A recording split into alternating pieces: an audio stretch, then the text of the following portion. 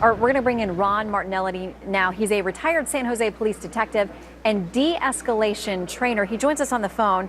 Ron, I want to ask you, it sounds like we have at least one person involved in a stand-up at this point. Will Carr there on the ground mentioned the helicopters overhead. A third person may be at large. How do you tackle this situation? Let's start first with what may be happening in a standoff. Well, I've done a lot of this tactical training and been on active tactical situations myself. The first thing they have to do, there's actually a tactical protocol. They have to respond, and they have to identify the shooters and their location.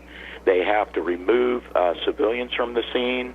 They have to use force protection. They have to establish both an outer perimeter of security and an inner perimeter of security. If they can begin negotiating, they will do that. The problem that we're seeing right now in this new paradigm in law enforcement with these active shooters is they're not interested in negotiating. They're interested in killing people, and they don't mind if they die themselves. You can only negotiate with people if their buy-in is that they want to survive and they want police or government to accomplish an objective.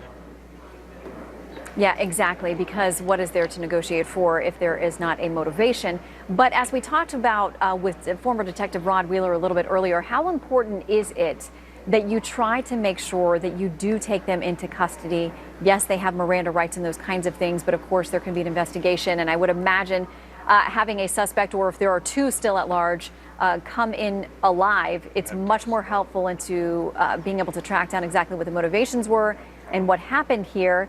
How difficult now for a negotiator to try to make sure that's the way this resolves? No, actually, here's the situation. And, I predicted all of this in my new book, The Truth Behind the Black Lives Matter Movement and the War on Police. I said these things were going to happen.